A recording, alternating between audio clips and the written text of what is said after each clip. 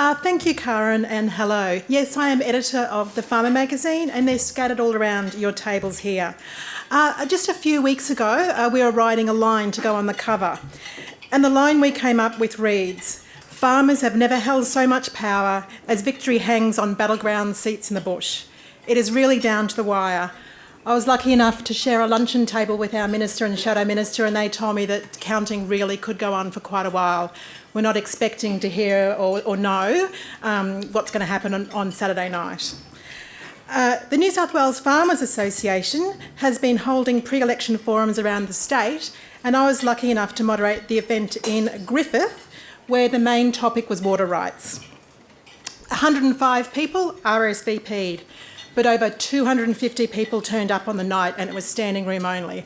And it was such a lovely experience to be there, because it wasn't all suits, it was high-vis vests, it was people that had come in, in their boots from the farm or from the local factory. So it was really people very concerned. Minister Blair, the Labor and the Greens were all there to answer questions, and boy, were they grilled. We had people in that room driving 2, 3 or even 5 hours to attend.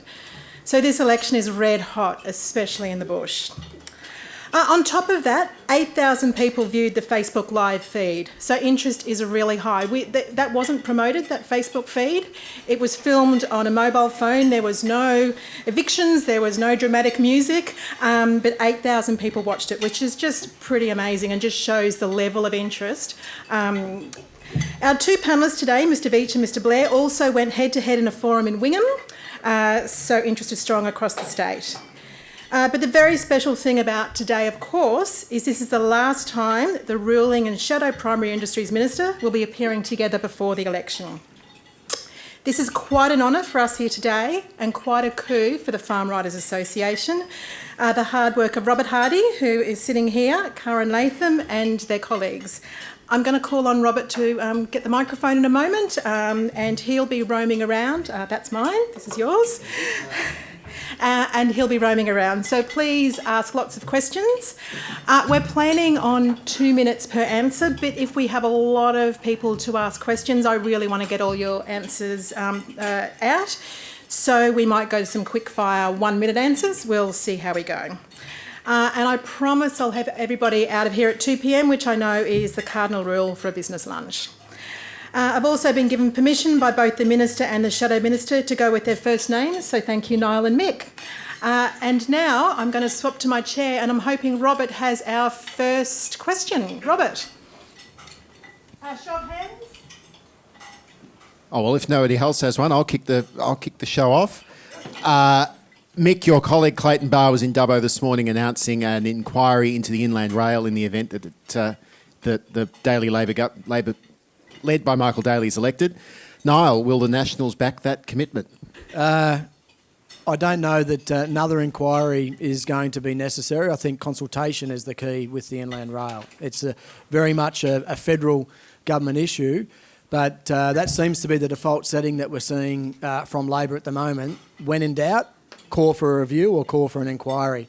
I think just off the top of my head, that's probably 10 or 11 just in the regional space that have been announced as far as a review or an inquiry. I think there is definitely issues around consultation, and there needs to be a better effort done on the consultation of the route of the Inland Rail. But again, we've got to look at the opportunity that presents and try and capitalise on that. Yes, absolutely, landholders have some concerns, but I don't know that another inquiry is going to settle those concerns. It probably just will cost a lot of money and delay the process even further. Proper consultation and proper engagement with landholders, settling on the actual route and addressing their concerns should be fundamental, rather than just spending a lot of money getting people to have an inquiry to tell everyone probably what the real issues are that we know now anyway. So get the issues, get the consultation, get the route sorted out, and don't waste money on inquiry.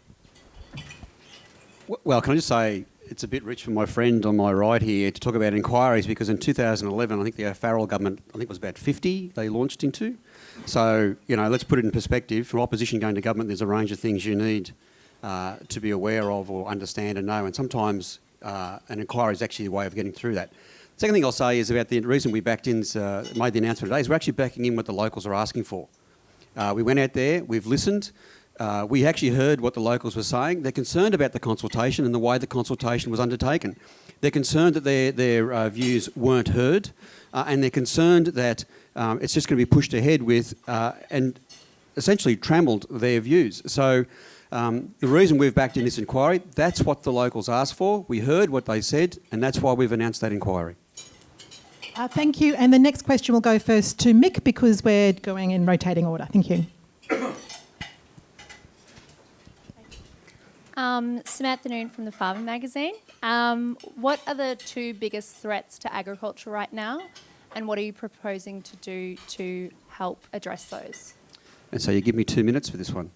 Well, the first one is the drought. I mean, if you're talking about immediately, one of the biggest issue confronting regional New South Wales is the drought, and the fact that as we go into this winter, if it hasn't rained by Anzac Day, but essentially there are people now in parts of this state that are sowing crops on hope.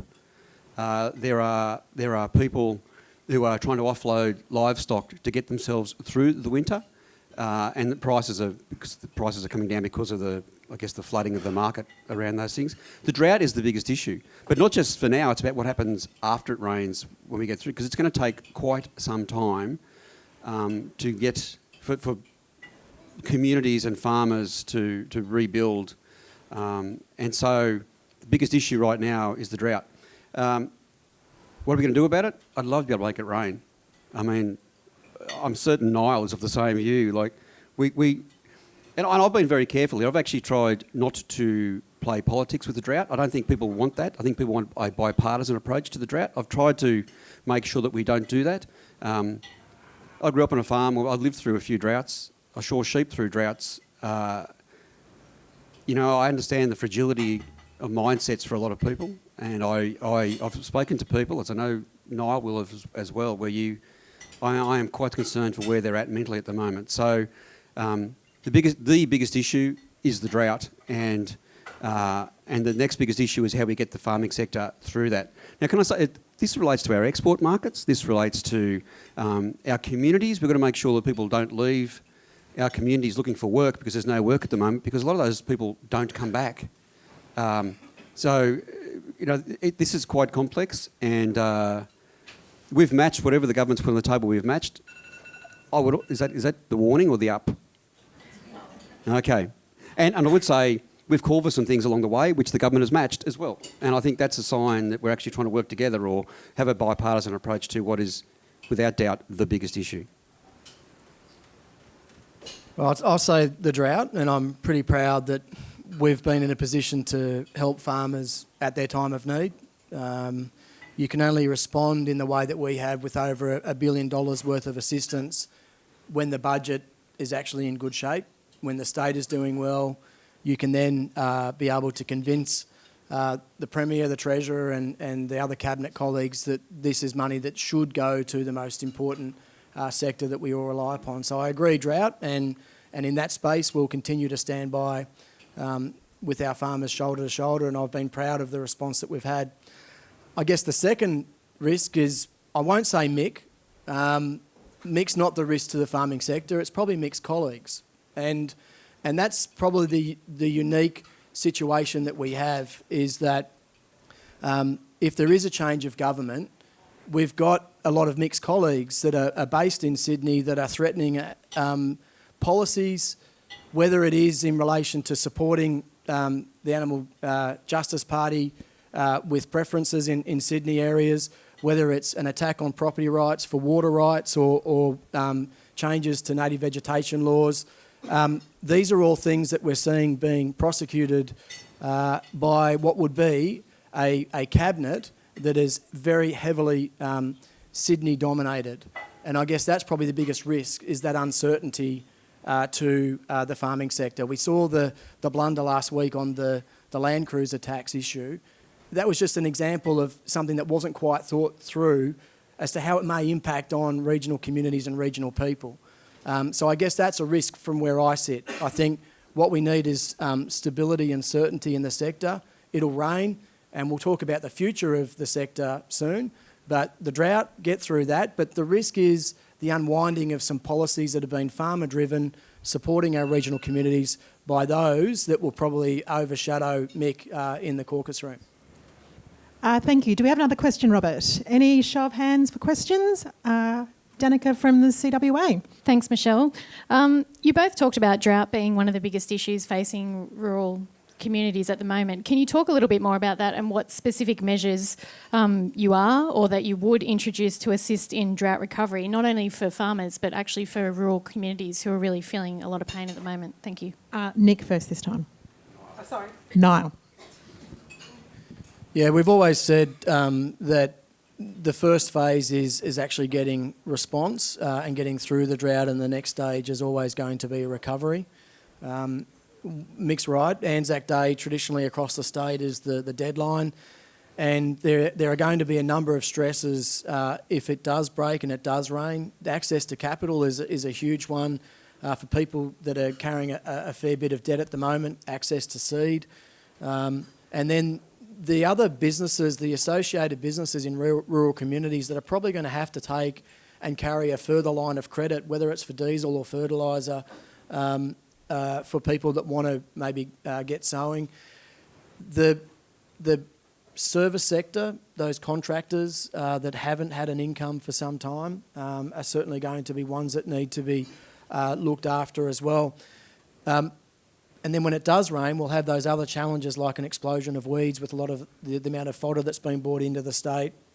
So making sure that our agencies are there for inspection and also response and providing incentives to help farmers with those issues. We're not at recovery stage yet. We're still watching. Obviously, there was a bit of unexpected rain over the weekend. We know that there's some challenges with the way that our loan programs are intersecting with private capital, so we've committed to getting everyone in the room to address that. At this stage, we're still very much focused on getting people through the drought. We do have an eye on the recovery, but unfortunately we're not there at this stage at the moment. Really good question.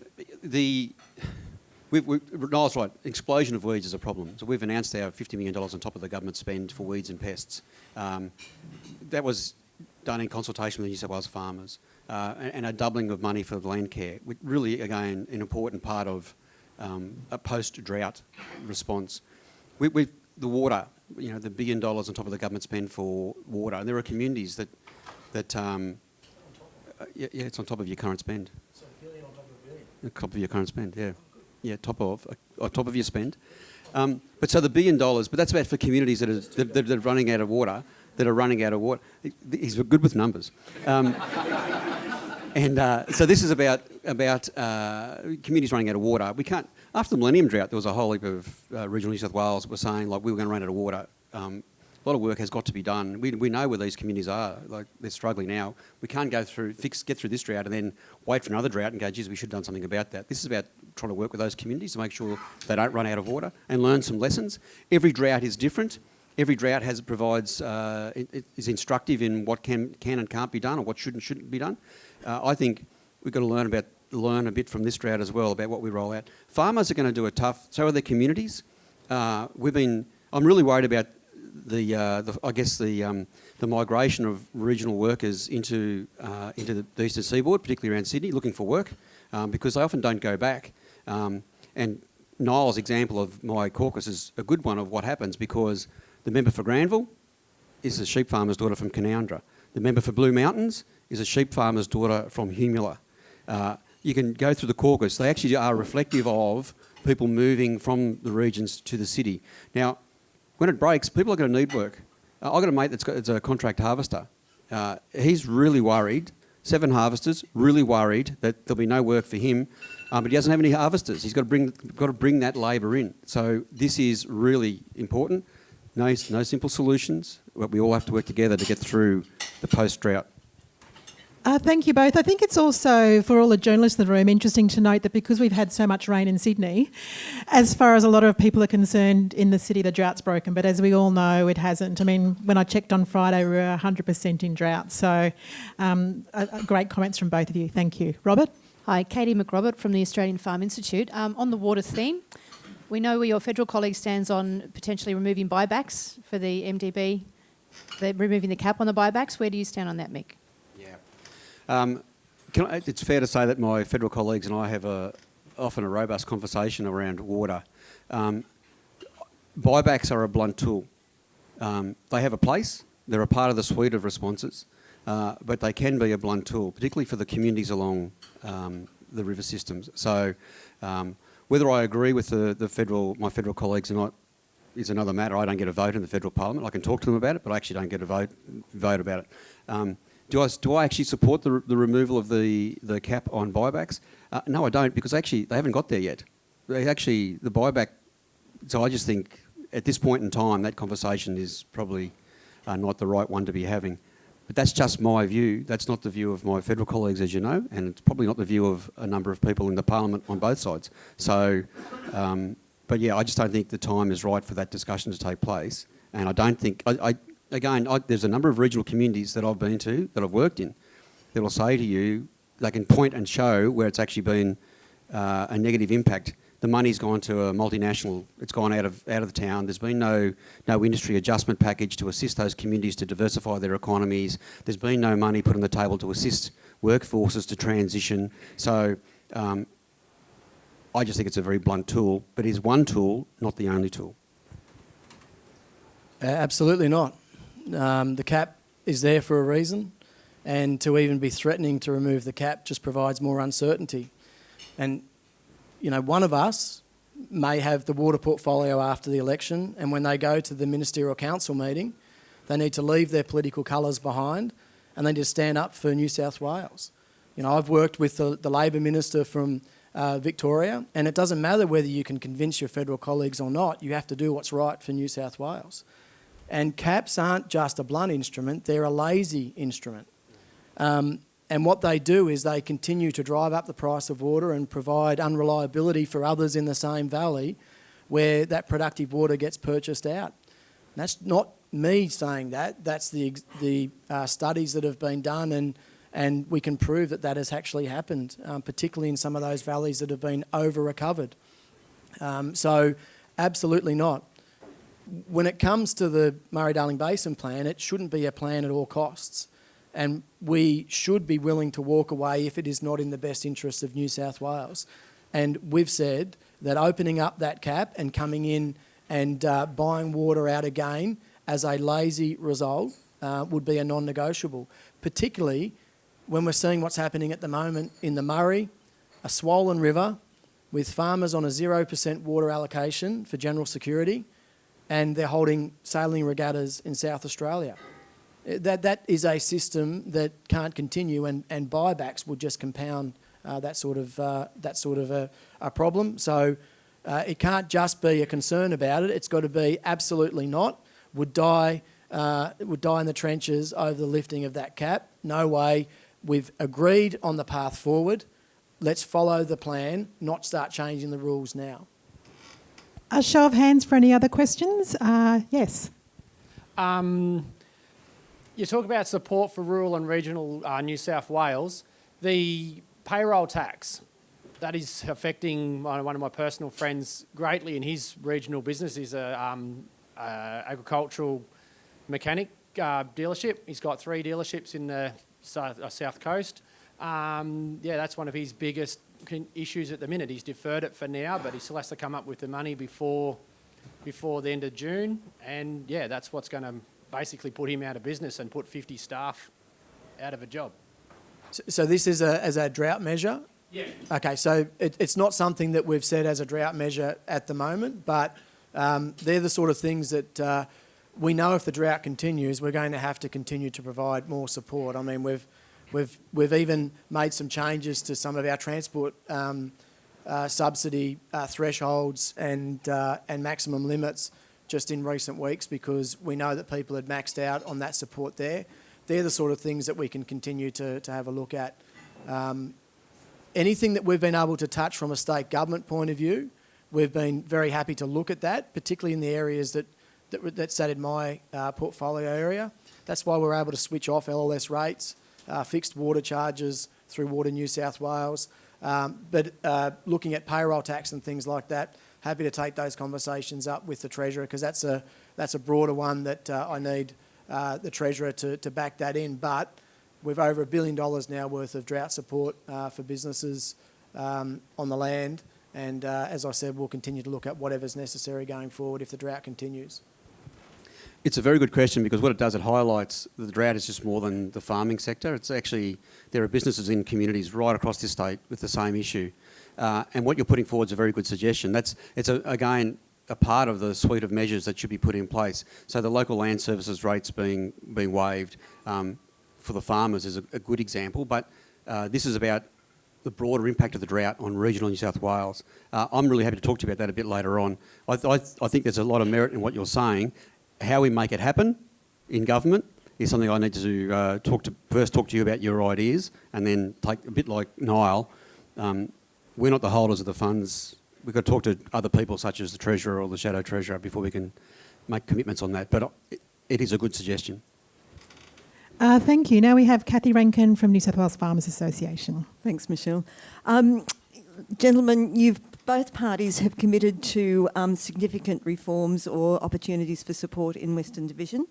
The extension of the wild dog fence, and also, Niall, the commitment to waive the rates for the farmers next year.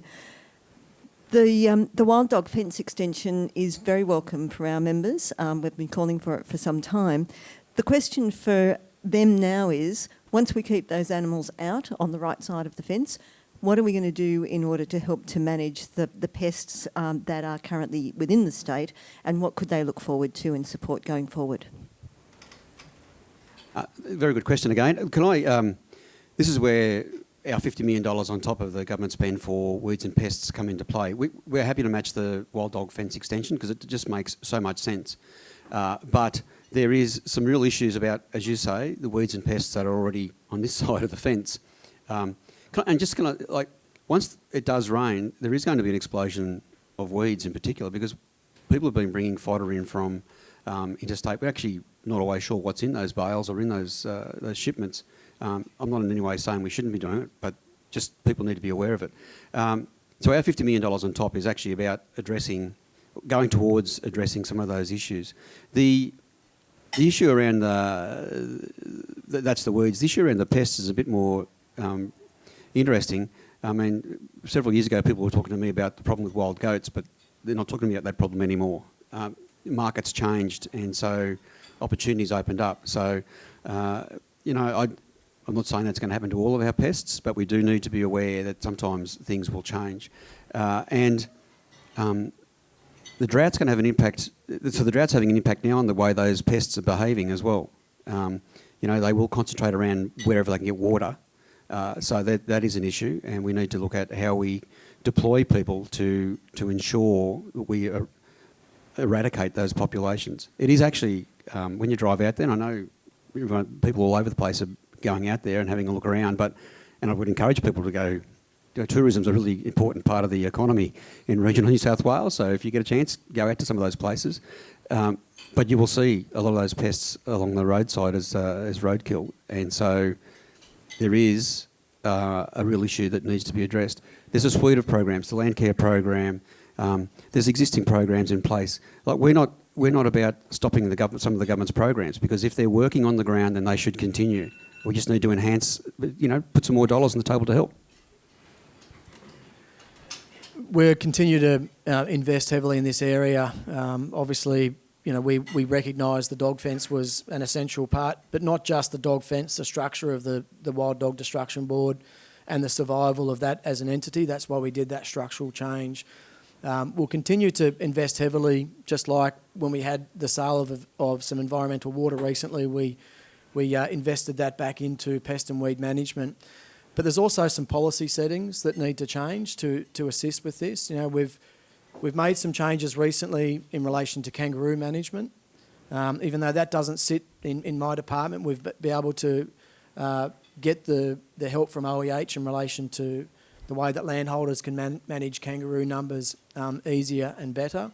And the other one that definitely does need change is deer management in New South Wales. So over the last few years, I've managed to switch off some of the regulations that hold back landholders in the management of deer. But I think that there needs to be a whole rethink of this policy area. I mean, this will be interesting after the election. We're very happy to change the way that deer are managed in this state, because I think switching the regs off hasn't had the impact that we would like, because I think there's still so much confusion around what landholders can and can't do around deer management. We want to do some more work and explore further opportunities around exclusion fencing as well. The recent fires that I visited, the fireground in the northern part of the state, we've got a problem even in the way that the state and state agencies replace fencing. We don't take the opportunity after a fire, if you border a national park or a Crown Reserve, to then look at that as an opportunity to put exclusion fencing in as a good neighbour. We just go back and replace like for like. So that, the way that parks manage as well, but policy settings are fundamental to pest management. Thank you. I'm just going to jump in with my own question here. I'm pretty fascinated with what's going to happen on Saturday.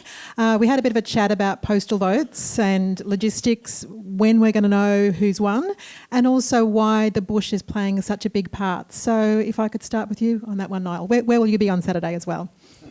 I'll start the day in Mudgee. I've been helping with Dubbo predominantly through the campaign, as well as travelling to other parts of the state. I think if anyone tells you they know what's going to happen on Saturday, they don't know what's going to happen on Saturday. It's close, and I think there are so many issues at play, and probably that's why the regions have become a little bit more interesting.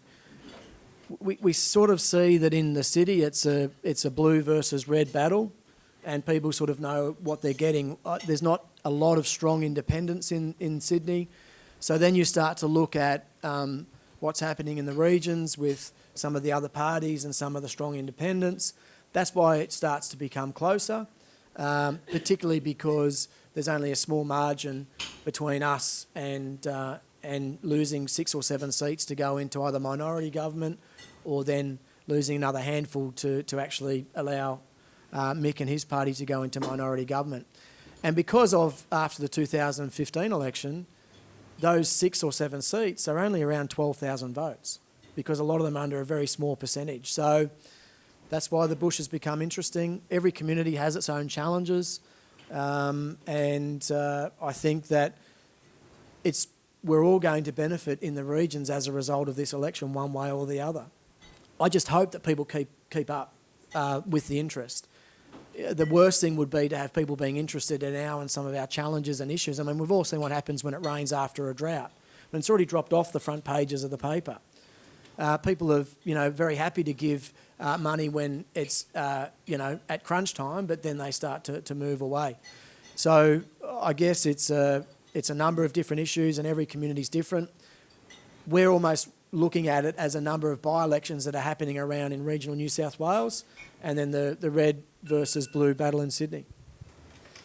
I'll preface my comments by saying I actually don't know the polling. I'm not privy to the polling. The party officers don't trust me with the party polling, so I don't know what's happening, other than they deploy me in a range of places. And Niall and I were talking a bit earlier about our brains are almost mush now. We've done so much travelling in the last 2 or 3 months that you live out of suitcases on aeroplanes, in airports, and in your car. So I don't know what the polling says. To answer your question, it will be very interesting.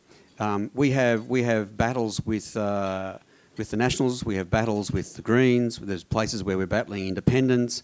In one seat, we have a candidate who's up against 2 sitting members, a National Party member and a Greens member. So it will be quite interesting how those seats play out. What it will look like, I don't know. My gut feeling is it is going to take a while to know the results. So pre-poll, we've got this unusual situation where pre-poll this year is for 2 weeks.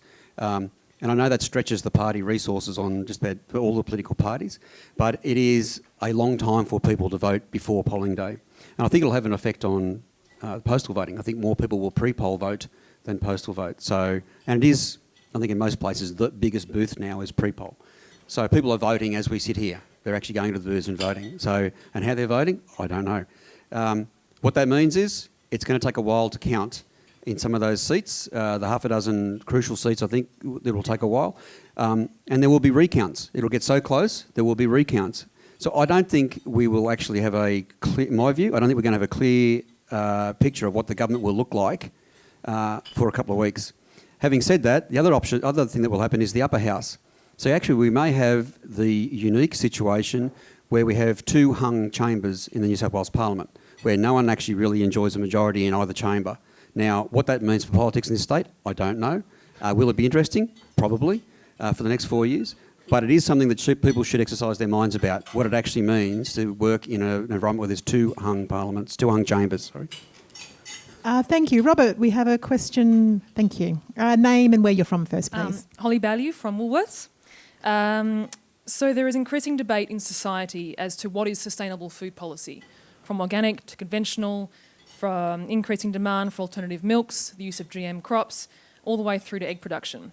All issues that take away choice for what farmers can grow. So obviously every part of the supply chain, including retail, has a role to play in that. But if, I guess my question is, if you get into government, both of you, will you tackle these big issues, and what role does government, or what role should government play in allowing farmers that choice? Nice to see you, Holly. Good to see you again. It's an interesting question because some people will say government has too much of a role already, and there are other people who will say there's not enough government intervention in some of those areas. So it is an interesting public policy question you're posing to us. And I think the diversity in the agricultural sector is actually something I want to encourage. If people want to grow organics, well, okay, they grow organics. If there's small, medium-sized family farming operations who want to have a mixed farming operation, they should do that. Now, I'm not here to say that I'm not going to pick and choose winners. That's not my role. My role will be to promote and I will promote. You've got two very strong advocates for agriculture up here. I want to support and promote the agricultural sector in this state, whatever it may well be. And now, it also changes. I mean, there are government policy settings that change what people can grow. 4 years ago, hemp and poppy seeds would not have been a part of the conversation. We now have that. We supported the government's initiatives on that because it makes sense. It actually continues to diversify and open up opportunities for our farmers in this state. What I do, I will continue to advocate strongly for that. I will continue to advertise and promote our agricultural sector. I had an interesting conversation earlier.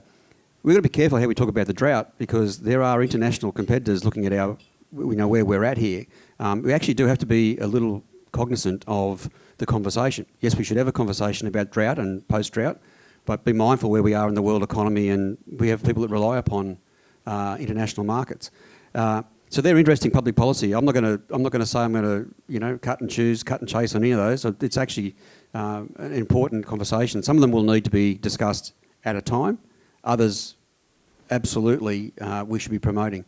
And the policy levers you pull to make that happen and the conversations you have with organisations such as Woolworths are critical. I mean, farmers are saying they don't get a decent farm gate price. I welcome Woolworths' position on milk. Absolutely, categorically, and have publicly said so. It was a good decision. And I've also, I think like Niall, I've also encouraged your competitors to do the same thing. Thanks, Hole. I think it's something that comes down a lot of the time to property rights, where a government should just set the parameters and set up the rules, and then it's up to the farmers to be able to understand what the consumers want and do their practices and produce what they want to meet that consumer demand. And unfortunately, we're seeing a lot of that being challenged at the moment, whether it's I can't even remember the guy that's looking for relevance in South Australia, whatever his name is, trying to put legislation through in Canberra to say what commodities farmers should grow with their water, whether it's people on the animal activist side of things that want to dictate production systems on farm, or even whether it's a government that's saying what farmers should be able to do with the native vegetation on their property that is for the benefit of everyone, and how that is actually addressed. And I think that a lot of that comes down to setting up a clear system in which the farmers are provided with some certainty, set the parameters, and then when people step out of those parameters, then you make sure that there's a compliance regime that takes care of them, because they then bring the rest of the sector down. And I think when you look at the differences between us and what Mick's offering in some of those areas, there's some very clear distinctions, whether it's on property rights in relation to water or native vegetation, or even the way that we've addressed some of the animal welfare issues in comparison to what, not so much maybe Mick, but some in Mick's party or some people that Mick's party may rely upon or do preferences with, have a different review in relation to some of those areas. So we think that the sector is the best way to be able to address some of these issues, and they're the ones that we give them their head, and away they go. Thank you. And now we have our final question for today. Your name and where you're from first, please. John Ellicott from the Land newspaper. To Mick, first of all, the native vegetation laws, you said you'll repeal those laws. You will have a review of them. What will you, if you do repeal them, what will you replace them with? What will those farmers who've entered into agreements on vegetation, what will happen to them who are already in those plans? And also, when you're in government, if you are elected, how will you act as the primary industries minister if you perhaps might be at the sway of perhaps left-wing members of the Labor Party who would want to see very pro-environmental programs brought into primary industries? And how will you deal with that personally? It's Niall first in this case. We'll keep it the correct protocol order. I'll answer it for Mick. I'll tell you what Mick's going to do. Well, because they've put out a 14-point plan of what they're going to do with the biodiversity stuff. And we had this debate in Cooma the other night where Labor said, no, they just want to review or improve the biodiversity legislation, but then they've got 14 points on what they want to actually change. So it's a bit hard to have a review when you've already outlined the 14 points that you're going to come up with at the end that dictate your policy. And this is where the fundamental change comes in. This Labor's policy around the maintain or improve at a site scale is the biggest difference that we have in the policy setting between us and them. That is the underlying fundamental principle of the old Native Vegetation Act. We believe the farmers should be the ones that are the solution. We provide incentives for them to conserve and manage and maintain the biodiversity that needs to be saved. Remembering locking it up, I mean, Mick's $50 million will go in a heartbeat if you go back and lock up areas of land again and just get pests and weeds back and a monoculture that is void of any biodiversity. So you need to maintain it. You need to manage the pests and weeds, identify and conserve what needs to be conserved, and provide incentives to farmers to be part of the solution. So that's the main fundamental difference. It is just a property right. We think the farmers are the solution for the people, and the Labor policy that improve and maintain at a site scale says, no, we're going to lock you in on your land for the greater good of everyone else, and we'll tell you what you can't touch. So we think that we've got a policy that will stand the test of time. We think that it is far more sophisticated than Queensland, and we actually think that when they get in, if they get in and have a look at this one day, they'll say, actually, these guys were on the money. So first thing is, he didn't read my notes. Second thing is, I'm not sure where you got the repeal, because we are not going to repeal the legislation, and we've been saying that for the entirety of this campaign. In fact, it's actually a part of the 14-point plan. We've had discussions with New South Wales farmers about this. We're talking about... So wherever I go on the ground, and Niall will know this, there will be people who will pull you up and say, on the ground, there are problems with the current regime. Now, it's not always the same problem. To be fair, there's not a consistent theme to what are the issues on the ground. I don't think it's fair for either side of politics just to continue ahead if there are problems with the new regime. We should actually identify what those problems are and work out how we can correct those as a part of moving forward. Now, when it comes to the stewardship or incentive payments, we've also indicated one of the lessons we learnt from the previous process we put in place was we the money being offered for stewardship was insufficient. We want to ensure that that is the case. That's the conversation we've had with the New South Wales farmers as well, is that farmers are saying to us, not all farmers, we have some farmers saying to us it's a part of their operation. They actually do want to be, to use Niall's words, locking up. But they want to know what is the government incentive for them to manage that ongoing. That's important because otherwise you will have an explosion of weeds and you will have pests. We understand all of that. I think the issue here is both sides of politics are talking about the longer term when it comes to biodiversity, taking a different road probably to get to the same destination. But let's be clear, we are not going to repeal that legislation, that regime that's in place. But we are going to talk to people about the problems they're raising with us on the ground now so that we don't continue to replicate those problems. We actually have a chance here to get a status report and move forward in a constructive way that ensures we don't continue those problems. We don't want that. I don't think anyone wants that. Thank you. That has gone very quick, and we'll do 3 more very quick questions. Robert, can you please name and where you're from first, please? Greg Schofield, dairy farmer. Good luck, guys, on the weekend to both of you.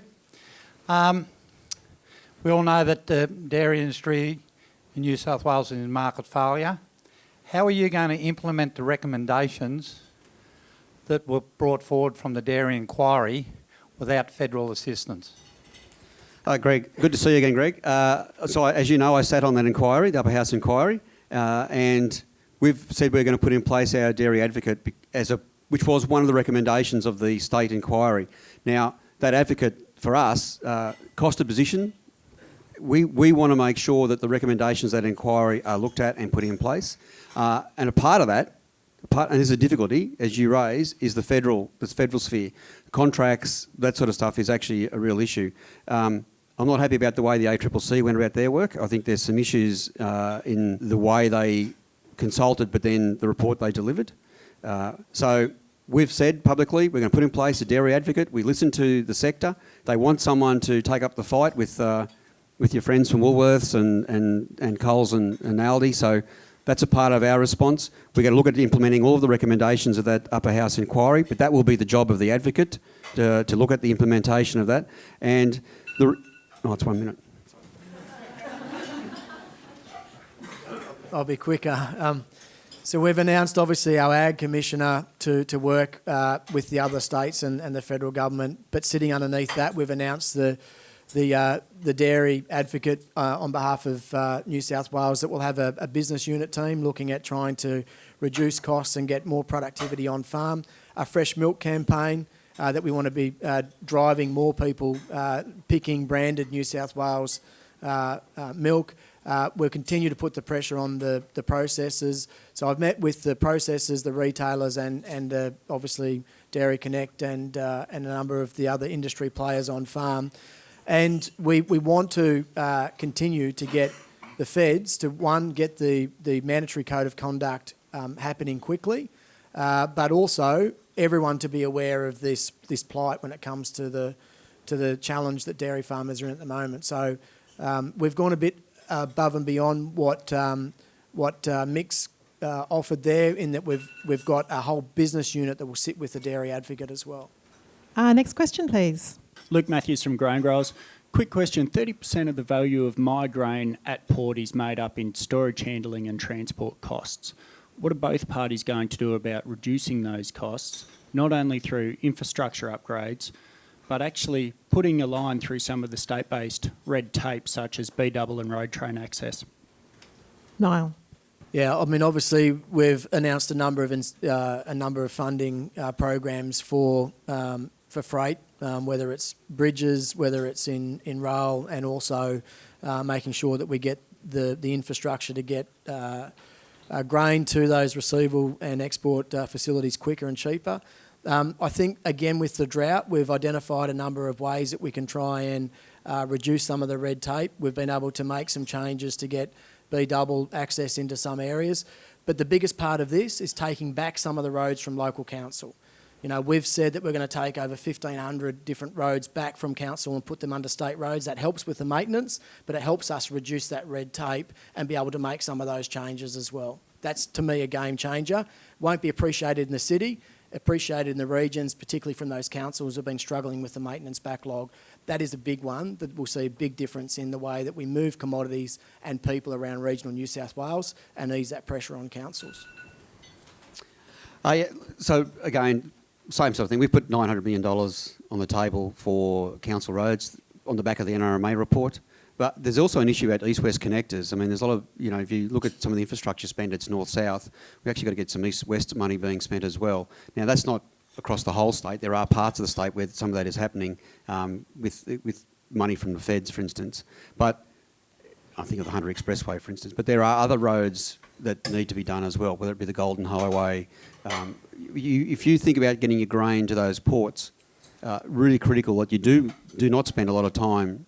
I've got a brother and brother-in-law truck drivers, so they tell me quite regularly how bad some of the roads are and what damage it does and how much it costs them in time, wasted time. So productivity issues around the road network, but also the rail. We actually got to look at a lot more at rail. Now, we've spoken about our 5-port strategy, which is the three coastal ports plus the 2 airports in Sydney. People need to know that there is opportunity around Badgerys Creek. We've worked again with New South Wales farmers on a comprehensive policy around that. But it is actually about improving the standard of the roads in the first instance. That's not the whole of the thing. Thank you. And our final question for today. Hi, Ben Craw here from PwC. What's the greatest lesson that your parents taught you, and how do you bring this to life in your leadership? Mick? So it's actually my grandfather, not so much my parents. My grandfather, who was a shearer as well, said, work hard, pay your bills, and have some fun. And so essentially that is pretty much what we try to do in my family. We work very hard. I've never ever been called a shirker. I will put my shoulder to the wheel and I will work hard. I do like to have a little bit of fun along the way. And I always pay my bills. What it does for public life, it's the same thing. I will work really, really hard. If I happen to be the Minister for Primary Industries in a week's time or a bit over a week's time, I can guarantee I will work really hard. I will communicate with all the players in the sector, and there's a number of them in this room now that know that, and communication dialogue, so remain open. But work hard, pay your bills and have a bit of fun was a lesson that I learnt very early on. This is probably relevant after yesterday being St Patrick's Day, but my parents are from Ireland. So my dad always said to us, never forget where you came from. And that he wasn't just talking about Ireland. We came to Australia, well, my dad came to Australia because my grandfather was a sailor, my other grandfather was a farmer, and they wanted a better opportunity. And they made that opportunity for us here in Australia. So, number one, never forget where you came from, which reminds me when I'm making decisions about the communities that I've lived in, the jobs that I've had, never forget that, because what we decide has an impact on people that maybe are in that situation like where we were when we were at that time of our lives. The only other thing I'll say is the one thing that I've learnt from public life that I like to pass on to people is the most important and powerful thing in this job is knowing when not to speak. So I'll leave it at that. Thank you. What a wonderful question to finish off with, and really some heartfelt and personal words. I really want to thank our two panellists today. I think they've been very generous with their time. Great questions. We've heard about grain transport, milk prices, drought. We've heard from Woolworths, The Land, CWA, Farmer Magazine, the Farm Institute, and some others. So it's been a really wonderful time today. Could you please put your hands together and thank the Minister and Shadow Minister?